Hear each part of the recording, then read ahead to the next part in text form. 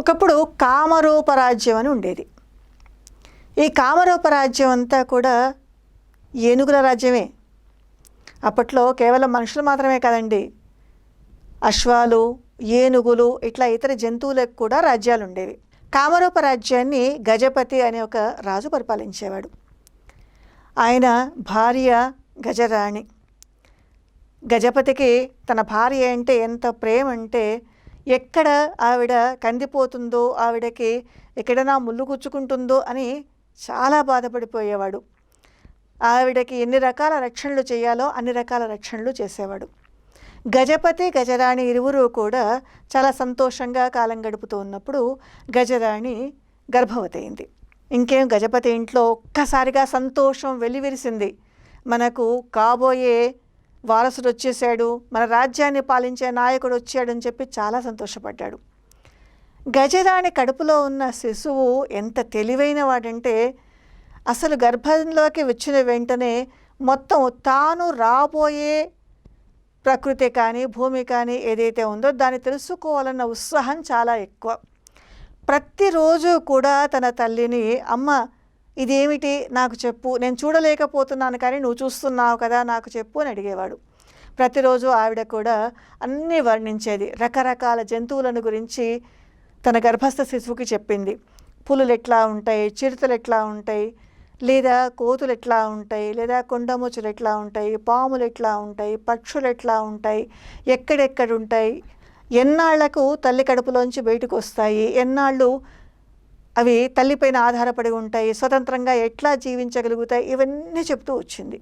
ఒకరోజు గర్భస్థ శిశువు ఏమడిగాడంటే, అమ్మ నువ్వు రోజు ఇంట్లో నాకు చెప్తున్నావు కానీ బయటకు కూడా బయటకి తీసుకెళ్తే నేను వాసన పీల్చగలుగుతాను, వాటి సవ్వడిని వినగలుగుతాను, శబ్దాన్ని వినగలుగుతాను, తద్వారా ప్రకృతి గురించి తెలుసుకోగలుగుతాను అని చెప్పింది. గజరాణి సరే అంది, బయటికి వెళ్ళింది.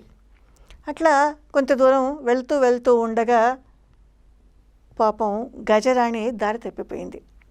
కామరూప రాజ్యానికి పక్కన మరొక రాజ్యం ఉండేది. మజని అనే ఒక రాజు దీన్ని పాలించేవాడు. మజనికి కొంచెం మోసం చేయడం ఎక్కువ. ఎందుకంటే ప్రతి రాజ్యం తనకే కావాలి అనుకునేవాడు. అతని కళ్ళన్నీ కూడా కామరూప రాజ్యం లాంటి సమృద్ధమైన రాజ్యం పైనే. అయితే కామరూప రాజ్యానికి వారసులు లేకుండా చేయడం ఎట్లా అని ప్రతినిత్యం ఆలోచించేవాడు.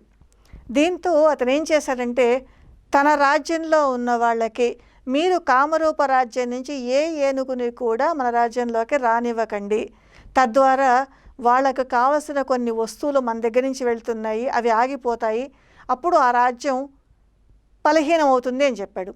సరే, మరి అతని రాజ్యంలో ఉన్న వాళ్ళు అతని మాటే వింటారు కదా, ఆ రకంగానే చేశారు.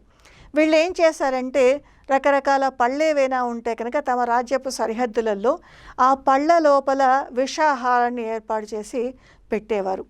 పాపం గజరాణి దారి తప్పిపోయి తెలియక మజని రాజ్యంలోకి వెళ్ళిపోయింది. ఎందుకంటే ఆవిడ అంతకంటే ముందు ఎప్పుడు తన ఇంటిని వదిలిపెట్టి వెళ్ళిన ఆవిడ కాదు కదా.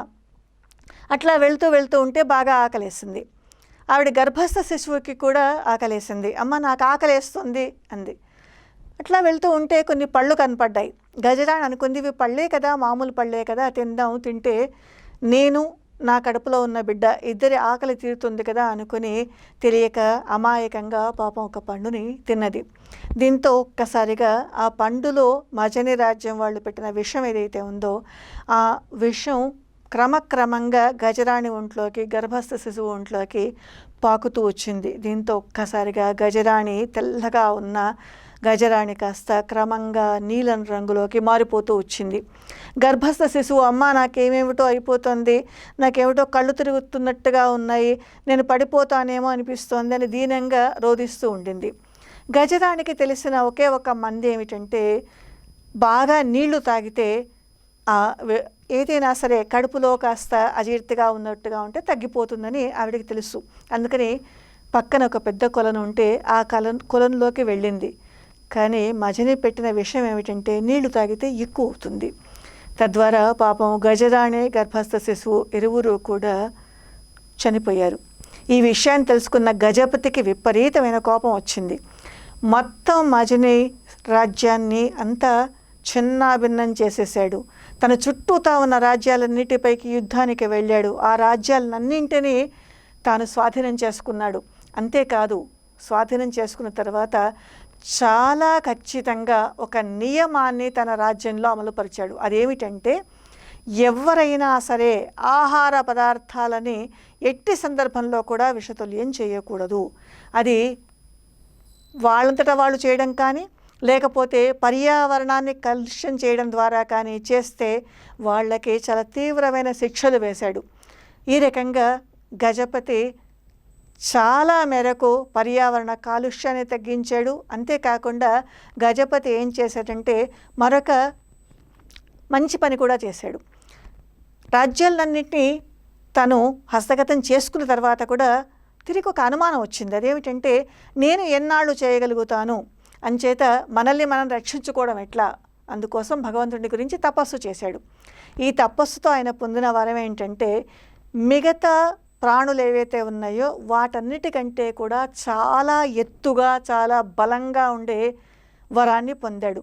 అందుకని పిల్లలు, మనందరికంటే కూడా ఏనుగులు ఎంత ఎత్తుగా ఉంటాయో మీకు తెలుసు కదా.